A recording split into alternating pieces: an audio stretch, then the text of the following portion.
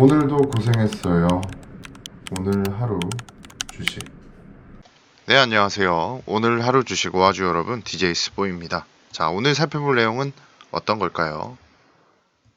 네, 바로 삼성중공업 되겠습니다. 다른 이슈가 없어도 삼성중공업만큼은 제가 꾸준히 여러분들에게 이야기를 해드릴 겁니다. 그렇기 때문에 오늘도 가져와 봤고요. 차트 보면서 계속해서 좀 이야기 이어나가 보도록 하겠습니다. 자, 오늘은 과거에 있었던 일 이야기 좀 해보면서 지금까지 삼성중공업뿐만 아니라 조선업체들이 왜 힘들었었나, 그리고 앞으로는 좀 어떨까에 대해서 이야기를 좀 해보도록 하겠습니다. 우선 기본적으로 지금 조선업에 대한 기대가 많이 실리고 있는 이유가 사이클적으로 일단 물류 대란이 있죠. 그리고 유가도 비쌉니다. 그렇게 되면 시추선이라던가 운송선 이런 것들, 노후화된 것들은 교체 시기가 왔고, 탄소 중립 이야기 나오면서 이 구형 선박들 해체하는 일이 굉장히 많아지고 있다. 이런 것까지 제가 좀 말씀을 많이 드렸던 것 같아요. 그리고 거기에 따라서 이제 철강 업체들, 특히 뭐 포스코 같은 경우에도 이번에 3조 이익 냈죠. 뭐 그런 이야기 나오고 있는데, 포스코 차트 한번 볼까요? 오늘 좀 많이 빠졌네요. 자, 일단은 오늘 증시 자체가 그렇게 괜찮지는 않았어요. 안 좋다라고 이야기할 수 있겠습니다. 증시 자체가 별로 안 좋았는데, 삼성중공업은 시장이 좋든 안 좋든 그냥 그 자리 그대로인 느낌입니다. 그대로인 느낌인데, 일단 선박 호황기가 있었어요. 선박 호황기 한 10년 전쯤이라고 봐야 될까요? 10년 더 전쯤으로 봐야 될까요? 그때쯤에 정말 피크를 찍고, 제가 학교 다닐 때만 해도 우리나라에서 제일 잘하는 게 뭐가 있죠? 이러면서 1위가 막 배 만드는 거요, 막 이랬던 것 같아요. 근데 그런 시절이 지나서 지금 굉장히 암흑기가 되고 있는데, 일단 선박업이 나빠진 이유가 중국의 유출이 심했다. 산업 스파이라고 하죠. 그리고 돈으로 매수되는 경우도 많았어요. 관련 기업 업종에 있는 사람들을 돈 주고 매수를 하는 거예요. 근데 그 사람들이 갖고 오면 그 사람들 쓰는 게 아니라 팽당합니다. 솔직히. 그래서 중국에서도 버림받고 한국에서도 버림받고 이도저도 못 가는 사람들이 좀 많이 생겼어요. 여러 산업군에 걸쳐서. 자, 두 번째로 해양 플랜트 산업의 어떤 실패입니다. 굉장히 유명무실한 사업이 돼버렸죠. 정말 돈만 어마어마하게 날리고 이 해양 산업의 미래다 뭐 이런 이야기. 해양 플랜트라는 게 사실 쉽게 말하면 가스 캐고 석유 캐고 이러는 건데, 그게 잘 안 됐어요. 우리나라가 직접적으로 주도한 것들이. 그러면서 또 족자폭 키웠고, 그리고 삼성중공업은 드릴십 5채의 악성 재고가 있었죠. 드릴십이 어떤 거냐면, 그림을 그리면 이렇게 이런 식으로 이 땅에 이렇게 쭉 박히는 거예요. 이렇게 이제, 그러니까 땅에 고정시킬 수 있는 배라고 생각하시면 될 것 같습니다. 뭐 여기서 운송 용도로, 뭐 저장 용도로 쓰이기도 하고 여러 가지 용도로 쓰이겠죠. 어쨌든 이런 선박인데, 한 대는 지금 용선돼 있습니다. 지금 4대 정도 남은 걸로 알고 있어요.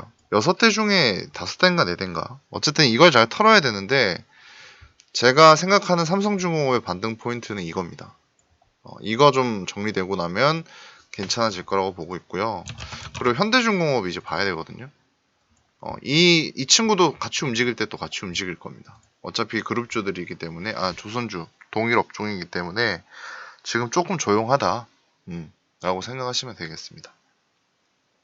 어쨌든 이런 악영향으로 인해서 주가가 많이 내려왔고 산업 자체가 위기를 맞았는데, 삼성중공업 저는 이제 위기 탈출되는 건 한 1, 2년 바라보고 있거든요. 요번에 수주한 것들 재무제표에 점점 포함되는 것은 사실 2년 뒤가 정확할 텐데, 이런 것들 다 담기기 시작하고 용선 혹은 판매를 통해서 드릴십 악성 재고 털어내고, 요번에 무상감자, 유상증자 이런 것들 잘 됐습니다. 사실 유상증자 어떻게 되는 거 이런 거 여러분 중요하지 않습니다. 삼성전자 이거 삼성중공업 주주분들한테는. 왜 그러냐? 삼성중공업으로 여러분 단타 치지 마세요. 단타를 칠 거면 지금 미디어 관련주나 그런 걸 보시고, 제발 부탁인데 저는 그렇게 생각합니다. 삼성중공업 같은 걸 바라보실 때는 좀 더 나은 면을 바라볼 수 있도록 좀 준비를 하셔야 돼요. 그게 뭐냐? 흑자 전환의 모멘텀을 바라봐야 된다고 생각하거든요. 그럼 이제 1, 2년 남았습니다. 근데 이걸 뭐 단타 칠 건 아니잖아요, 솔직히. 그래서 지금 삼성중공업 보시면 뭐 개인 매물들 많은데 연기금이 모으고 있는 게 뭐 조만간에 상승도 나올 가능성도 커 보입니다만 개인들이 많이 몰리고 있다는 뜻은 상승 나오면서 손바꾸기 또 일어날 거거든요. 그러면 또 뭐 매수 타점도 놓치고 뭐 어떻게 될지 사실 애매하긴 합니다만 일단 증시에 대한 걸림돌이 있고 엄연히 적자 기업입니다. 아무리 제가 삼성중공업에 애정이 있고 좋은 기업이라고 하더라도 좋은 기업이라기보다는 시대적으로 좋은 찬스를 잡았죠. 그러니까 악에서 악이라기보다는 뭐랄까요?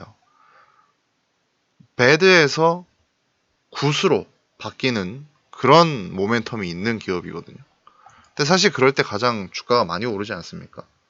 마이너스에서 플러스로 전환이 되니까.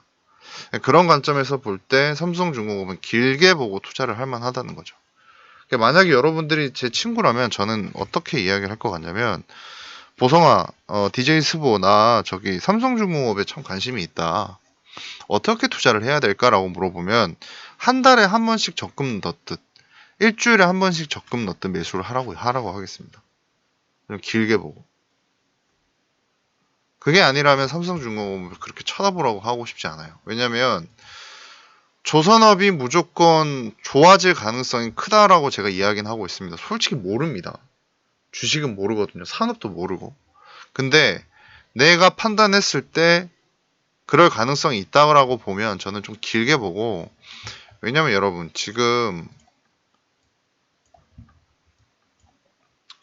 이때가 언제죠? 2003년 전입니다. 4년 전이고 4년 전의 주가랑 지금 주가랑 크게 변동이 없어요. 이게 무슨 뜻일까요?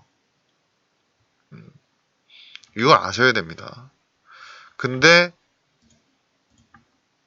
이건 코로나 때를 제외하고 나서 이렇게 거래량이 나왔던 적이 없어요. 근데 이거는 저는 의미가 있다고 보거든요.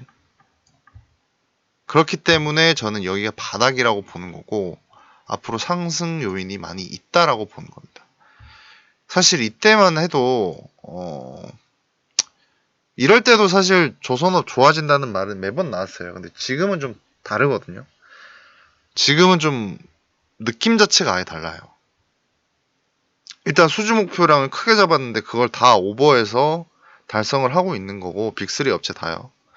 그리고 이제 후판 가격 그 유가 그리고 폐선들의 교환 주기 이런 것들이 좀 딱딱딱 맞아 떨어지는 느낌은 있습니다. 내년까지 이어질 거라고 다 이야기하는데 그런 것들 보면 충분히 괜찮은 투자처가 되지 않을까라고 저는 바라보고 있거든요.